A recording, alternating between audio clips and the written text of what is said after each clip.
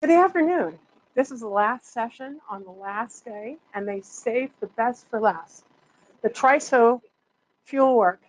And I wanted to thank you, everyone, for hanging in there and actually um, staying with us on this.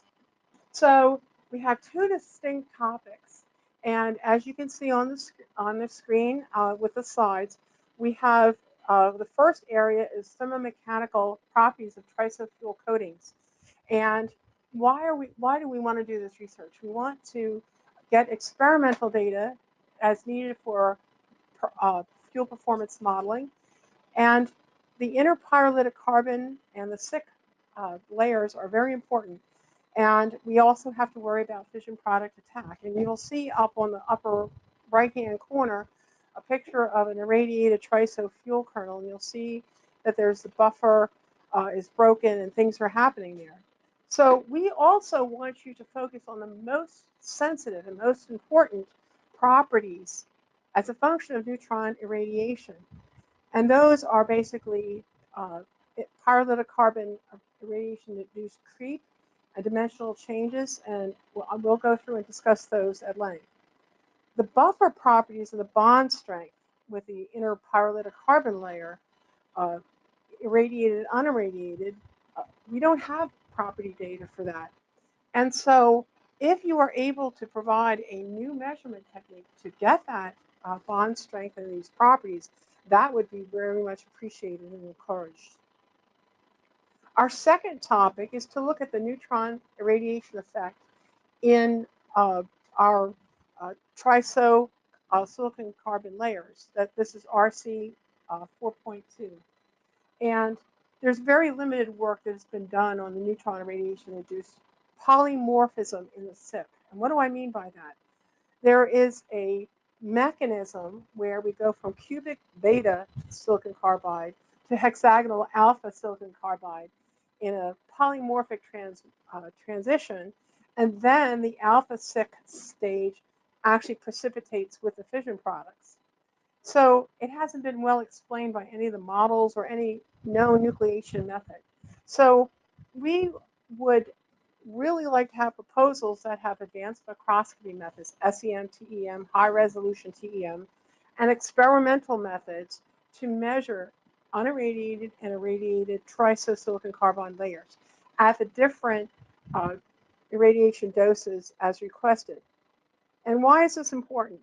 Both part of the call is important to find out how the fission products go from the buffer in the kernel area out through the coatings into the compacts or the pebbles and then out into the stream. So that's what that picture shows there. It's a very famous picture that Dave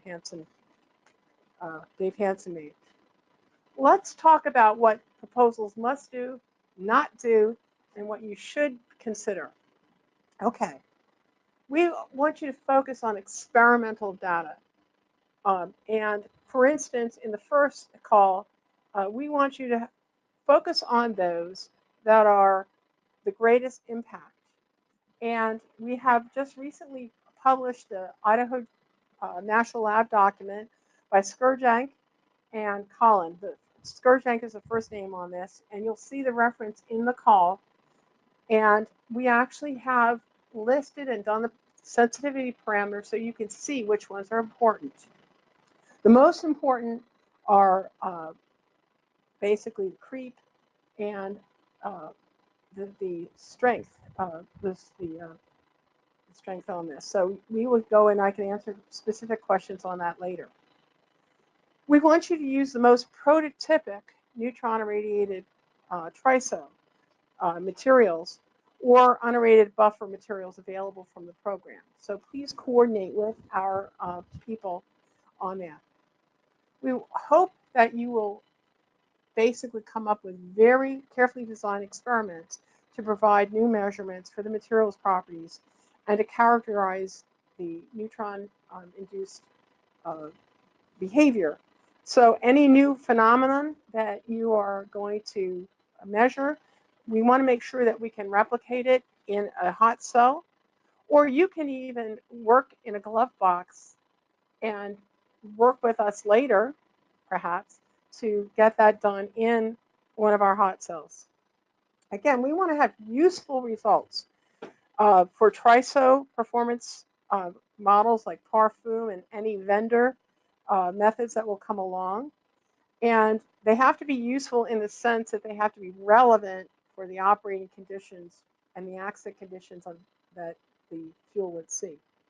Now, what you must not do not come up with theoretical property models based on ab initio or just computational methods. Been there, done that. We've had that with other NERIs and NEUPs. We want you to focus on the data, so perhaps you can come up with new correlations that can be used, and you can do the computational modeling in a specific computer code. So again, we want you to focus on the experiments. The proposal should include the effect of neutron irradiation damage in the coating layers. We would like you to use the program's irradiated specimens, if possible, if you have a glove box and you have the license to be able to handle such materials, or you can eventually use some of the NSUF facilities, the facilities at the laboratories, either Oak Ridge or Idaho, or at CAES itself. We have SEM and TEM there. We want you again to focus on separate effects tests and experiments. Okay. Now, what are the ranges of what we want you to handle? Let's look at this. We have burn up between 5 and 20% FEMA, fissions per initial metal atoms. We have a fast fluence between 1 and 4.5 times 10 to the 25 neutrons per meter squared, and that is at a greater energy than 0.18 MeV. And the irradiation temperatures are 900 to 1250. So if you irradiate in your trigger reactor at your university, it may not be prototypic, but if you have an ability to heat up specimens, that would be useful as well. Again, we want you to use realistic gas-cooled reactor temperatures and neutron damage information based on the vendor designs as to be relevant. Again, what not to do. Please do not repeat research or earlier tests that were performed within the program. We have everything documented online. You can find the documents there. Or previous NEUP and NERI grants. I'll give you some examples. For instance, at University of Michigan, they used the proton accelerator to get damage. If you have a proton accelerator, that's great, but don't redo everything. But we would like you to use the data and then get the properties information. We've also done several SEM and TEM studies, and we do have those specimens that could be used at your university or at one of our facilities. You will see that we are now looking at things at the 1 nanometer scale. You know, it's just incredible what we can see with these wonderful microscopy tools. You may do some of the previous research to qualify your method for the measurement techniques and benchmark your neutron irradiation damage if you have new specimens that you make at your university. But please refer to the NEUP webpage so that you can see the TRISO-related NEUPs that were there. And if you do have any questions, you can ask me, Madeline Feltus, or Paul Demkowitz, and we'll give you the email addresses soon enough here. Okay. Again, the proposals may use institute university laboratories for surrogate materials. Why do I say that? I don't want to have any students irradiated or have a problem. We don't want to contaminate your laboratories. All right. You could develop new measurement techniques in the test rigs with surrogate materials, or use them in glove boxes. Some universities do have glove boxes. But again, to get it used and useful in a hot cell will take some talent. So please contact the program folks and partner with the DOE staff member perhaps at the materials hot cells that we have, just so you know what the conditions are. Again, use specimens as available from the gas reactor fuels program. And then again, as I mentioned, please work with the vendors and the information. There's a lot of published data out there so that you can get the right ranges. But we gave you the ranges for the TRISO fuel program. If you want to look at Kairos, for instance, their operating conditions, or the Areva design, or X Energies, please work with them as well. Our laboratory staff has also worked with them, so we would be able to help you there. I must mention quality assurance compliance. The slide says that you may have to use NQA 1 regime. You may have to put stuff on the data. But for the TRISO program, we not only encourage it, we basically require it, because we're not going to be able to do this research twice. And our main objective of our program is to provide quality, assured information to the NRC for licensing topicals for the fuel. And that will serve as a basis for qualifying the vendor's fuel for the eventual deployment of a gas-cooled reactor. So we would like you to use the NQA1 protocol. It is required. There are different stages of it. Please feel free to contact our laboratory folks to find out what you would need to do. There is an entertaining video on the NEOP website that you could use to understand why we want quality assured data. And again, we would like to be able to have your data as part of the qualified data set that we need. So I'm the federal program manager here at Department of Energy, and my email address is right there. Dr. Paul Demkowitz is in charge of the EGR TRISO program at the Idaho National Laboratory, and his email is there. So with that, I open it up to questions that you may have. And before I forget, if you have questions, you can call us up and ask, but we will submit any questions that you submit and our answers to the website so everyone will get the information. So as you're working on your proposal, please check back with the Q&A website for the proposals to see that the question may have already been asked and answered. And again, we don't want to give anybody an unfair advantage, so we will post them even if you don't feel like posting them. But if you contact us quickly, we give you a very rapid return on the answer, and we can get your question posted as required. So. Okay, thank you, Madeline. We will take questions over the next few minutes. We don't have any questions currently, so we'll stay online for about 2 minutes or so to see if we receive any. It might take folks a little longer to have it sink in, but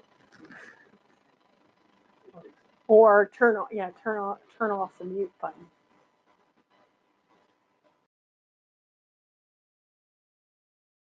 A 100 people online. I hear there's 100 people out there who are interested in my topic, our topics. Thank you for participating. It might take a while to be able to ask the questions and read the announcement, and we'll be glad to answer your questions. Thanks, Madeline. We'd like to thank everybody for spending maybe the last half hour, but probably the last 3 days with us. We are excited about the FY 2019 CINR FOA, and we do expect to have it released as soon as possible. Please check back on nup.gov, and if you are not part of our mailing list, please contact nup@inl.gov to get on that mailing contact list so you know when those opportunities do come out. We do have one last question, a TRISO question for Madeline, and it's directed towards Paul Demkowitz. So let me see if he is. Yeah, Madeline, Madeline may be able to answer this anyway. So could you provide information on NQA1 protocols? Yes, we do have a quality assurance document on the NGNP and the ART websites. There's also quality assurance information under the Nuclear Data Management System, MDAS, to explain that. So if you please go to the Idaho website and you look at the NDMAS system, there's a discussion about what is qualified data and what it takes to do that. Again, we have those documents, and there is a very specific NQA1 was accepted by the Nuclear Regulatory Commission, and we do have that information is available from the ASME. This is American Society of Mechanical Engineers. So we could provide that. The main thing here is that it's very long and laborious, but the specifics are given on the NEP website, by the way. So start with that, and we can get the specifics for you. It's more than just a laboratory notebook, by the way. So just so you know that we want to be able to have qualified data so it can be repeatable and assured that you did it right. We do have a second question, Madeline. See, I told you it was the Is RC 4.1 focused on experimental proposals as opposed to computational? Yes. And the reason for that is we've had ab initio modeling done for some of these, and it's not necessarily productive. Again, I would ask you to look at the assessment document by Skrzek and Collin. We use data that has been published in previous gas reactor designs and fuel, and we have the sensitivity there. So if you come in with just a computational proposal, it will not be responsive. Again, the most important thing that you can do is the experiment. And perhaps if you just want to focus on the buffer layer and the IPIC layer bond strength, that's fine. Concentrate on one. The experimental data that we need is well described in that Idaho report. So please look at that. And I can give you, if anybody's interested, what were the important parameters and what aren't important, if anybody has that question or needs to know that right now, because I do have the list available. So should I use this as an opportunity to? We have you scheduled for another 10 minutes. Got it. Hold on. See, I knew this was going to happen.